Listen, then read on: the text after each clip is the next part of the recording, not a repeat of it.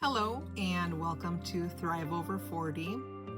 Today's episode feels a little like an invitation into sacred spaces, ancient wisdom, and the kind of journey that changes you quietly from the inside out.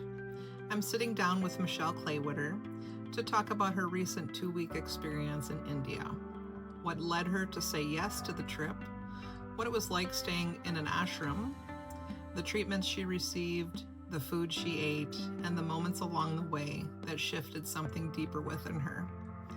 We talk about what it's really like, not just the romanticized version, but the rhythm of daily life in an ashram, the simplicity, the discipline, the nourishment, the discomfort, and the unexpected clarity that can come when you step outside your normal routine.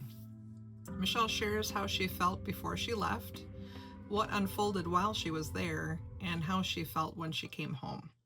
And most importantly, the aha moments, the realizations that don't always happen in big dramatic ways, but in subtle shifts of awareness. If you've ever wondered what it would be like to take a healing journey to India, if you felt curious about immersing yourself in an ashram experience, if something in you has whispered someday, then this episode is for you. So settle in, let your shoulders soften, and let's travel, not just across the world, but inward. So welcome, Michelle. How are you doing today? I'm good. Thanks for having me. Thanks for being on the podcast and telling us your story from India. Of course. So let's get right into it here. So if you could describe yourself for us, like were you or are you facing health challenges that led to the decision to take a 2-week trip to India? Yeah, so I've been battling multiple health issues for a long time. So my reason for India was kind of twofold. One, it's been on my bucket list for a long time, and two, I just really wanted to go back and um, kind of understand where my teacher did some of her original sort of learning from when she first started getting into yoga and philosophy. So I've been battling hypothyroid, which comes with, as you know, many things, hard losing weight and gut issues and skin issues and hair issues and all that other stuff. So um yes, I've been battling that for a long time, and going to India, it was just an opportunity for me to kind of do a dive into both the yoga philosophy and just Ayurvedic in general. So did they focus more on the yoga portion of it or the Ayurveda portion of it or both? Because I mean, they kind of intertwine. Yoga is a part of Ayurveda. Yeah. Yeah, it was both. So the teacher that I studied with, like I mentioned, she did some of her original studies there 20 some years ago at this very ashram.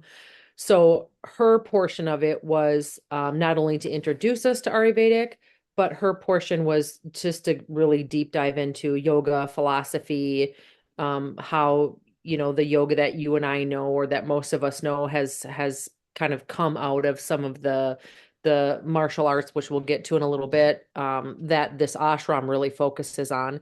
And then the staff on site, they have a Ayurvedic doctor on site, and they have their own staff. They grow all of their food and everything there. So that staff worked with us on Ayurvedic meals and some of the other supplements and herbal teas and things that we'll get into in a little bit. So it was coming at me from two different angles, from the staff and then also, the teacher for the yoga portion. Okay. And what was it like in India?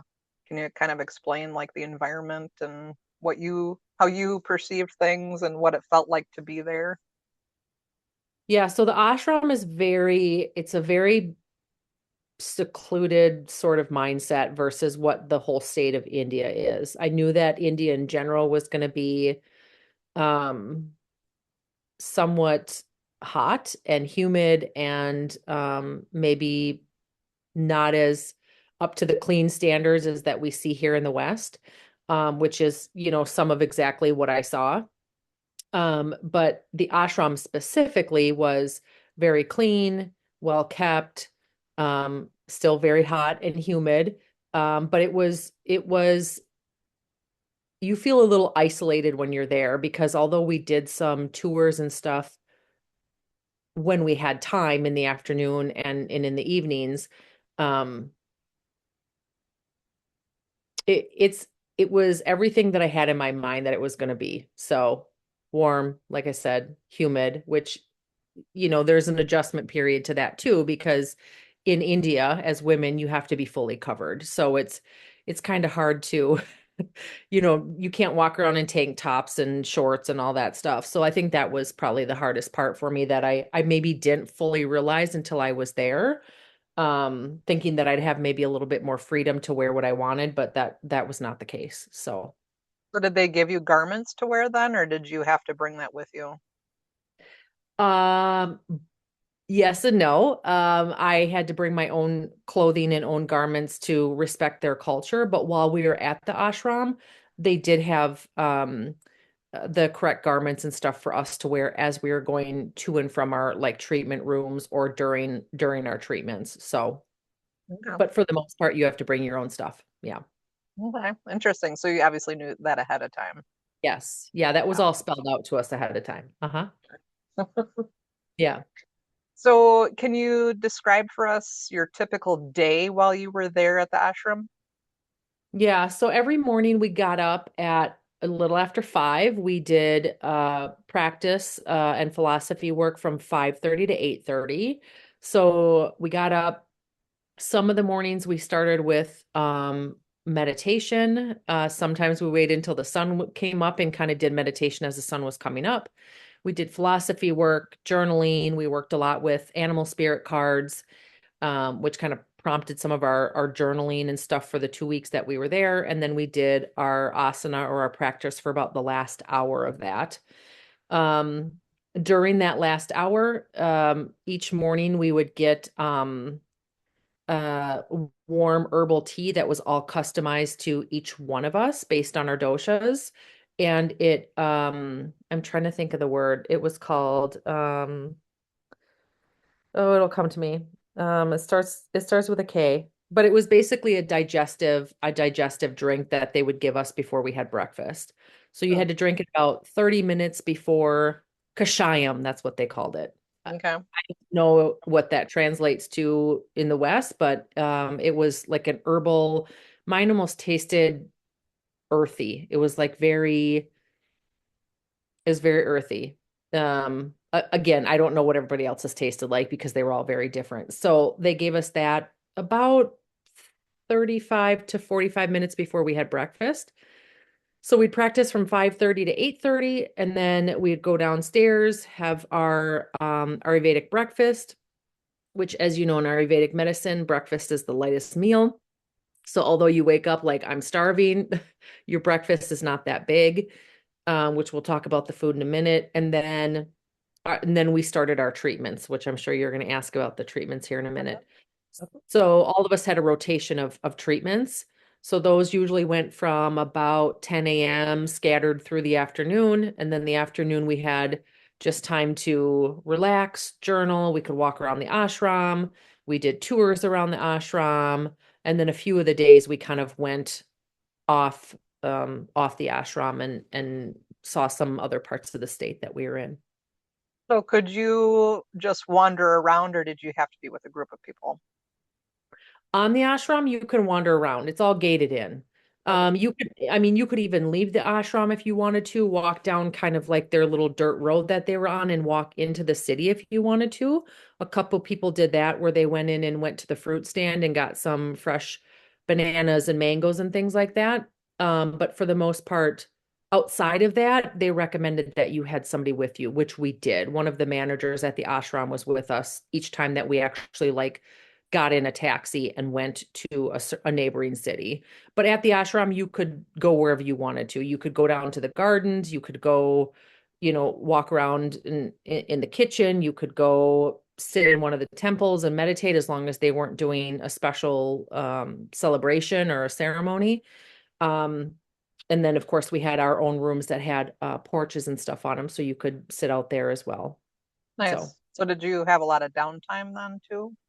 We did. Yeah. And that was really the intent behind the 2 weeks was to just really, kind of turn inward, meditate, study yourself, journal, unplug, off social media.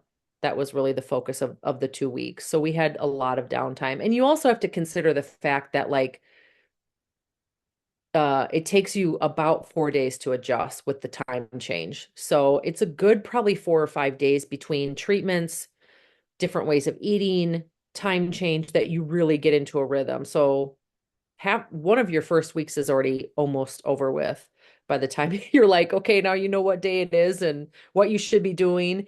And then we always had a lunch that was scheduled between about 1 o'clock. Again, some downtime in the afternoon, and some people still had treatments in the afternoon.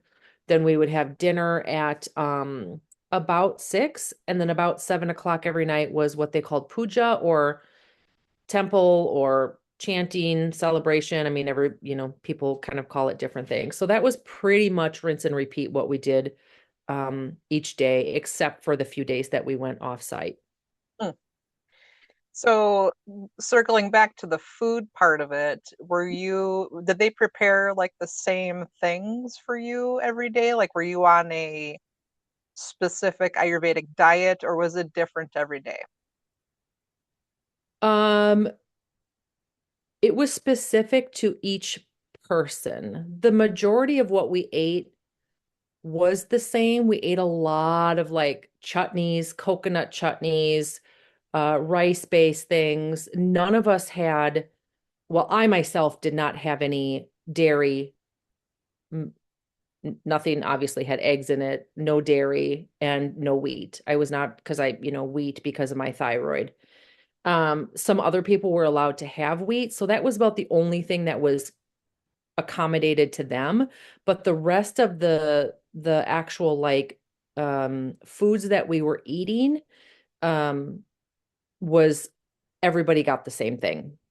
So Ayurvedically, it was the same across the way so that it was balanced for everybody's dosha. There was just a few modifications. So like in the afternoon when they had tea time, I didn't have chai because it had milk in it. I had an herbal tea. If they were going to get at dinner, if they were going to have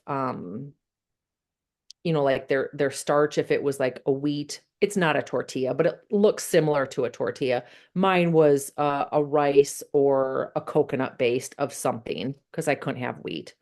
Sure. You had mentioned too, just to me privately, not on here, but that you didn't use utensils when you Right. ate.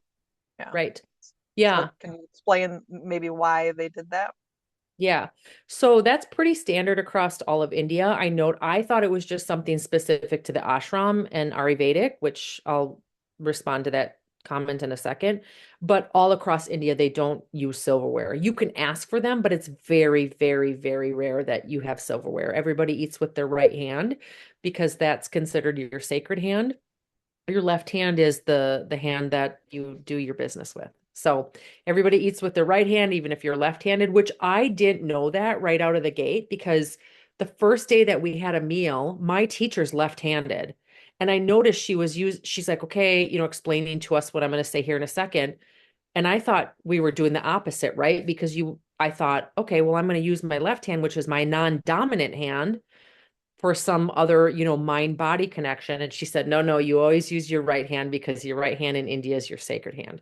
Um, so they do that so that, and you can add to this or correct me because I may be saying this wrong, is that so the way that the plate was set up, if you could imagine just a big sort of almost like a big silver circular platter, and they put like a little banana leaf on it. And then we had no, breakfast was two, lunch, because that's your heaviest meal. There was like 4 or 5 little, almost like little sauce wells that were filled with different things that touched on all of the, you know, sour, salty, sweet, whatever.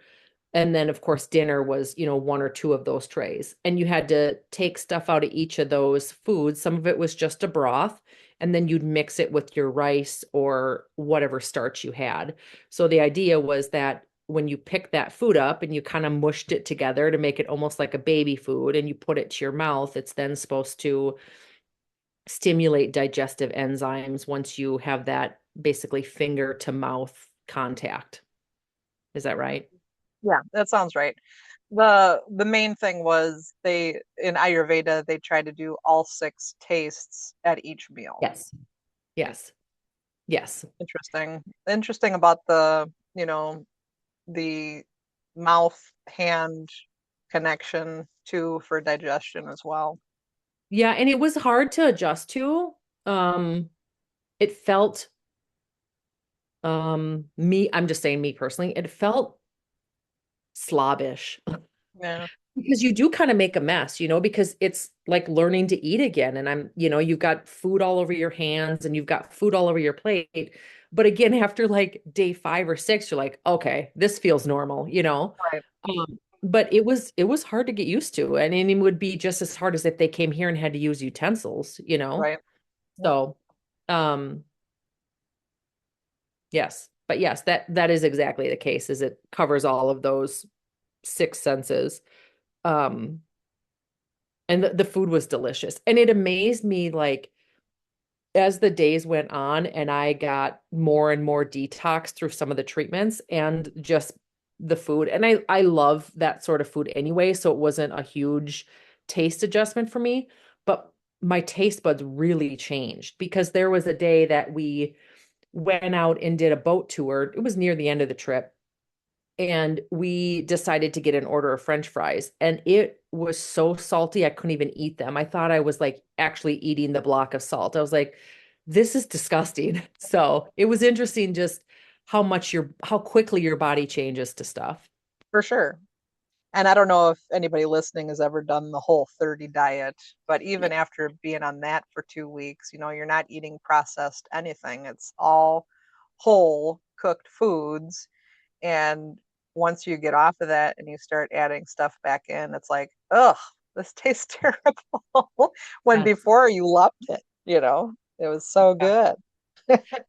But it's also a reminder too about how uh important it is to eat whole foods and how poisoned our food here is in the West. Um, it was it's alarming when stay in tune to that sort of stuff. For sure. Hmm. So, getting into the treatments, what kind of Yep. treatments did you receive? So for me specifically, just because, okay, so let me back up. So the first day when I got there, I left on Friday, January 30th, but because of the time change, I didn't actually get in until the early morning of Sunday, February 1st. So when I got in, they gave us time to obviously unpack and take a nap and just sleep a little because, your travel screwed up and they want you to at least rest. Later that day, we each as each person arrived, because a couple people came in late because of travel hiccups, we met with the doctor, the Ayurvedic doctor, that afternoon. Prior to us going, we had some questionnaires and health things that we had to fill out specific for our doshas and just to get a snapshot of what the doctor was expecting. So the day I got in, of course, I rested and then had lunch. And then that afternoon, I went and met with the doctor and she did, check my eyes and my tongue and took my Ayurvedic pulse and asked some more questions based on what I filled out. And it was determined, which I already knew, but kapha is my primary dosha. Although I think I'm tridoshic, but kapha is the one I was born with. So my treatments were specific to that. So I had a couple days of Abhyanga. That was the start of my treatment. And then after about 2 days of Abhyanga, I actually got really, really sick, like nauseous, fatigue, like just feeling unwell. And it was determined that I was getting too much moisture, too much water in my system. So at the beginning of every treatment, they would do a head oil massage. And I'm talking like douse your hair with oil, not only your body, but douse your hair. And for me specifically, that was too much. So they adjusted it as the days went on, and I actually started to feel better. So it was 12 days of treatment. I was there for a total of 14 days, but they did 12 days of treatment. And I'll talk about the last day we had treatment, which was actually pretty unique.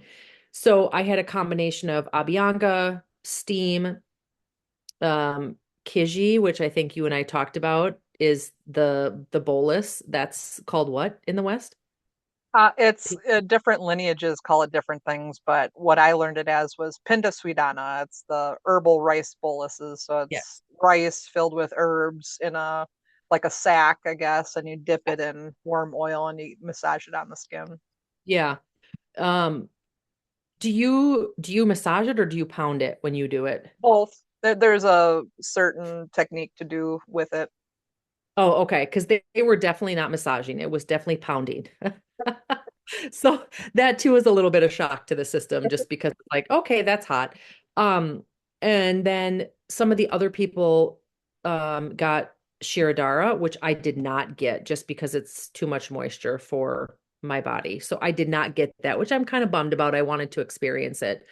So it was a combination of those for 12 days. And then over the course of, well, really about 13 days, but then each person gets a day off. So they'll do about 5 or 6 treatments. You take a day off, give your body a rest, and then they do a few more. The very last treatment we had, which was, let me think, I left on Sunday the 15th. So this was Friday. So it was the Friday before I left.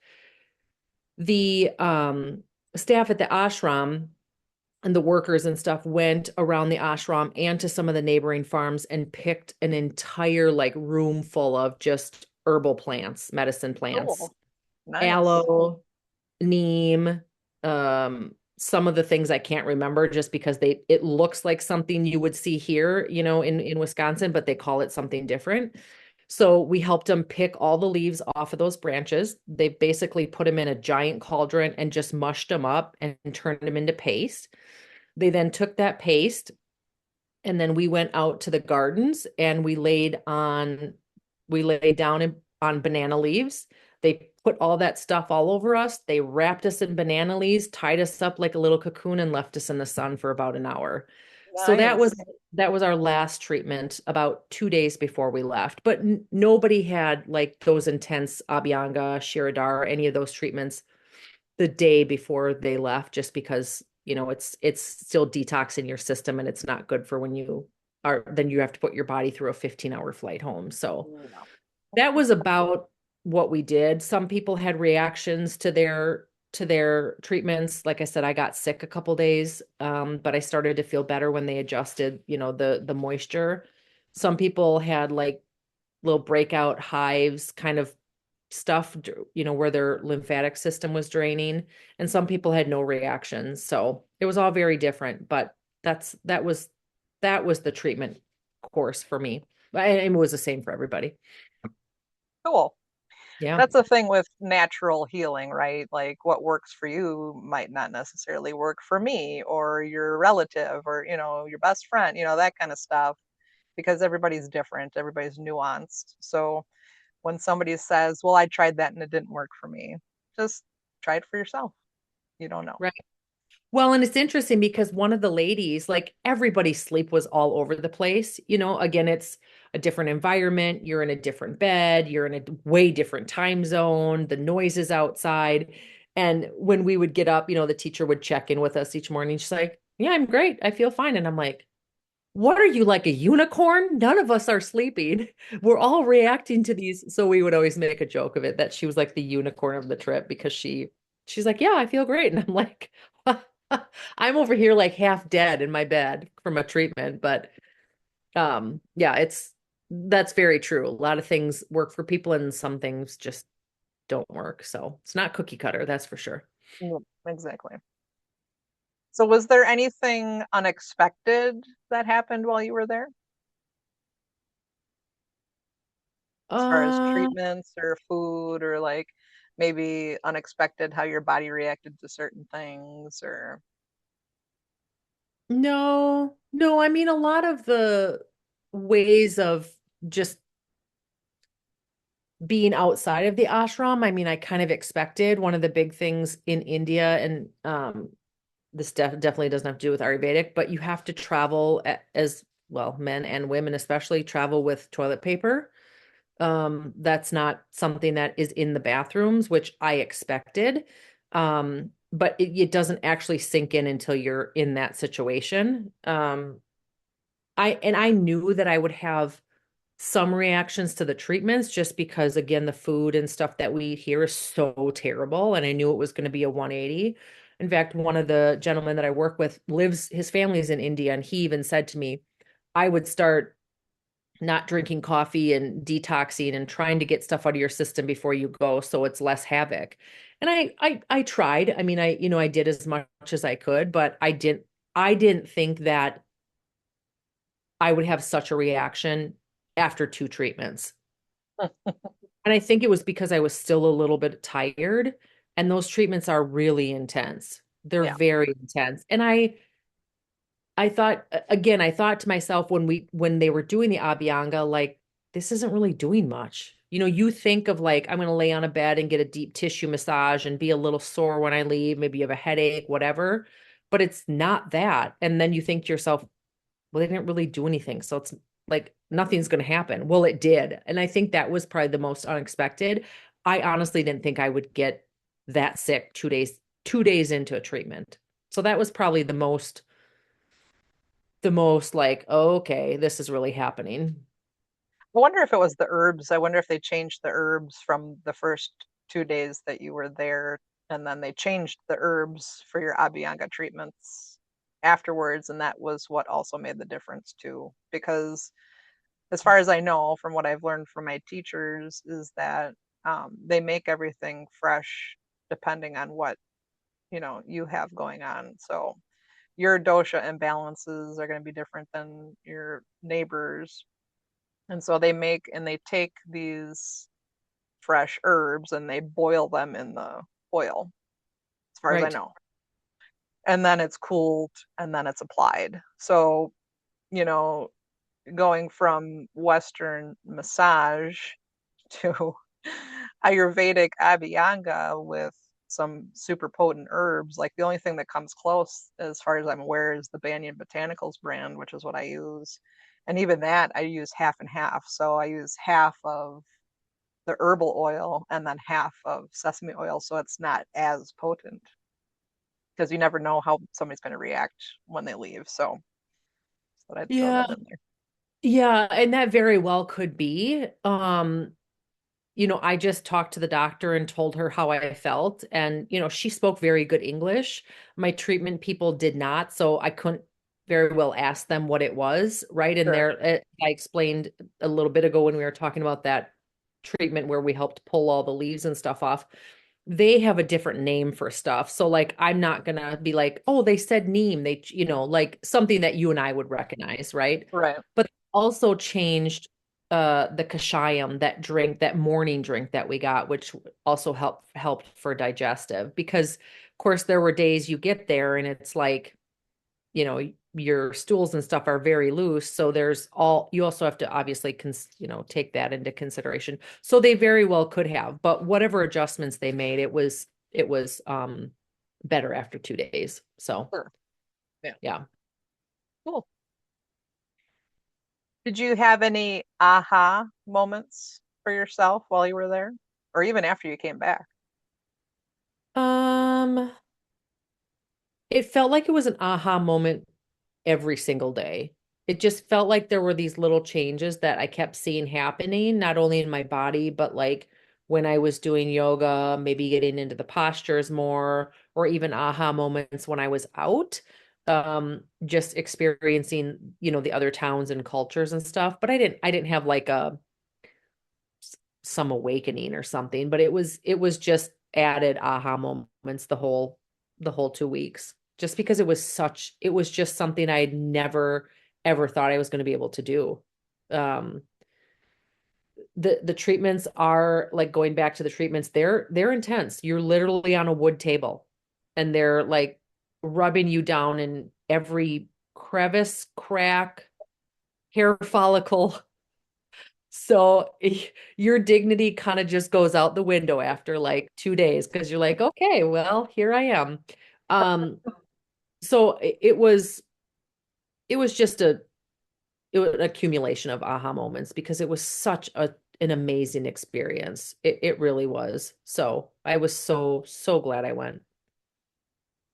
So that leads into, what was your favorite memory from the trip?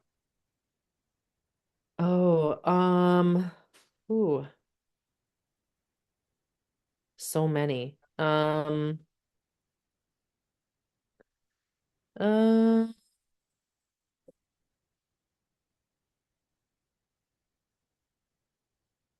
don't know that I have one. I think it would be we went to the beach a couple days. We went and saw the sunset at the ocean. That was pretty cool. I think it was just experience. Like I love learning about cultures and history. Like that's like my favorite thing. If I could just quit my job and travel all the time, I totally would. But I think that was like my favorite thing was just like watching how they live and going down. One day we went down to we did a little bit of shopping in the afternoon. We went down to like in the state of Kerala where we were at. There's one area 15 minutes from the little village that we were in where a lot of the textiles and stuff are made, a lot of the hand woven stuff where they hand wove the silk and stuff that goes into the saris. It just like watching those people be so humble with the jobs and things that they have and just like this is their life, just watching them make all of these cool things and like hand stitch pillowcases and how much time and like what's the word I'm looking for? Time and like just love that goes into stuff. We take so much stuff for granted here and it's like they just don't have a lot of stuff. So that was probably the biggest aha, I think, for me, or favorite memory. Let's see where else. Um, one day we went to the beach. I went to the beach with one lady and we just sat at a restaurant and ate some pompadom, it's called. It's like a really thin, it's made of chickpeas and it's a really, really, really thin, like um very, very thin, like crispy sort of cracker that's just like like made in coconut oil. So we sat there and had that and just a glass of sparkling water and just watched the ocean. So that was also fun too. Therapeutic itself, right? Yeah, exactly. So everything was my favorite memory. The whole trip, the The whole whole trip. thing. Yep. So, what are your final thoughts and any suggestions for anyone looking to take that kind of a trip too? Yeah, my final thoughts would be, if people are interested in the Ayurvedic lifestyle or wanting to know more about it, I think they really need to start reading books. I know you said you interviewed somebody that just wrote a book. That would be really good start, or even to work with somebody like you. And I think you and I talked that there's a place in the United States where they could go and study or learn Ayurvedic more because not everybody can hop on a plane and go to India for 2 weeks, right? And I do want to preface by saying that the the 2 weeks abroad that I did wasn't really like a retreat per se. It's not like oh, I'm going to get online and look up this fancy resort and go to this yoga retreat because they don't really do yoga retreats there. I mean, they study yoga, they study Kalari, or we call it Kalari, but Kalari, it's their form of martial arts. So it's just where a lot of the yoga postures that you and I know came from. So it's not a retreat, but I think for people that want to do it, they just need to see what works for them. Find a trusted person like yourself or start reading books. Maybe go to that place in the United States and learn from somebody there and see how they can help. And then there's a dozen places to go in India for, yoga and philosophy and stuff. But if they're serious about it, I mean, unless they want to dive in head first like I did, then you just do that. So those would be my final thoughts. Okay.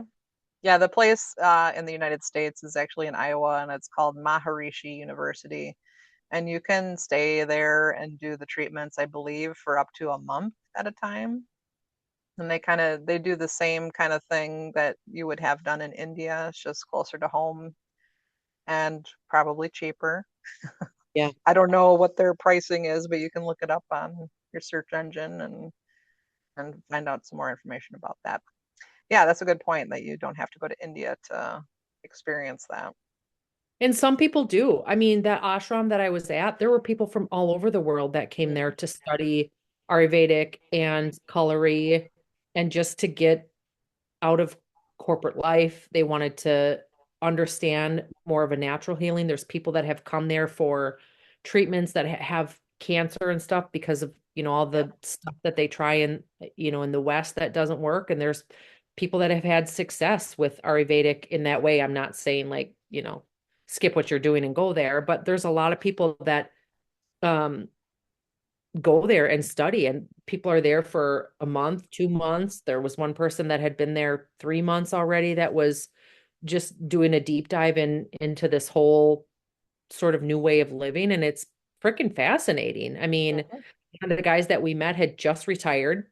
He lived in France, and he's like, was sick of the hustle and bustle, and my wife sent me here, and I'm going to be here for a month. And it's really cool to see transformations in people. I mean, I of course didn't see it because I wasn't there long enough, but they have the place that I was at, the ashram, has social media, and they interview people and, kind of share stories and stuff. So it's really cool. Yeah. Well, thank you for joining us, Michelle. I'm happy that you could share your experience with us, and I hope that this inspires somebody else to experience the same thing. Yeah. Thanks for having me. Have a great day. You too. Bye. Bye. Thank you for joining me today on Thrive Over 40. If you're looking to begin your journey, I invite you to download your free Radiance Reset Guide, available on my website, sattvamw.com. It's a great reference to begin your Ayurvedic journey today. Inside, you'll find daily Ayurvedic rituals for hormone balance, natural remedies for menopause symptoms like hot flashes, night sweats, and mood swings, self-care practices for more energy in perimenopause, and simple lifestyle tips for better sleep and a calmer mind. If this episode resonated with you, I invite you to follow the show so you never miss your weekly wellness reset. And feel free to share this with a friend who could use a little extra support. Until next time, take gentle, meaningful care of yourself.